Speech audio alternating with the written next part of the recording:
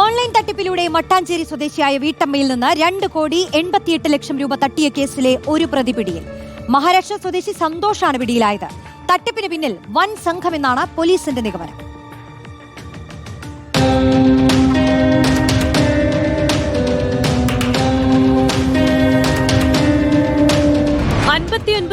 ായ വീട്ടമ്മയിൽ നിന്നാണ് virtual arrest എന്ന് കബളിപ്പിച്ച് 2,88,00,000 രൂപ തട്ടിയത്. പ്രത്യേക അന്വേഷണ സംഘം മഹാരാഷ്ട്രയിൽ പോയാണ് സംഘത്തിലെ ഒരാളെ പിടികൂടിയത്. തട്ടിപ്പ് തുടങ്ങുന്നത് ജൂലൈയിൽ. അക്കൌണ്ടിലുള്ളതിനു പുറമെ സ്വർണം വിറ്റും പണം നൽകി. ഇക്കഴിഞ്ഞ 6-ന് പോലീസ് ക്ലിയറൻസ് ലഭിക്കാൻ വേണ്ടി വീട്ടമ്മ പോലീസ് സ്റ്റേഷനിൽ എത്തിയപ്പോഴാണ് തട്ടിപ്പ് പുറത്തറിഞ്ഞത്.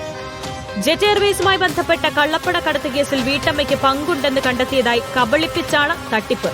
പോലീസ്, കോടതി, സാക്ഷി എന്നിവ ഓൺലൈനായി കാണിച്ചു. ആരും അറിയരുതെന്ന് ഭീഷണിപ്പെടുത്തി പലതവണയായി പണം തട്ടി. മഹാരാഷ്ട്ര, ദില്ലി തുടങ്ങിയ ഇടങ്ങൾ കേന്ദ്രീകരിച്ച് പ്രവർത്തിക്കുന്ന സംഘമാണ് തട്ടിപ്പിന് പിന്നിലെന്നും അന്വേഷണ സംഘം കണ്ടെത്തി. സന്തോഷിനെ മാത്രമാണ് ഇതുവരെ പിടികൂടിയത്.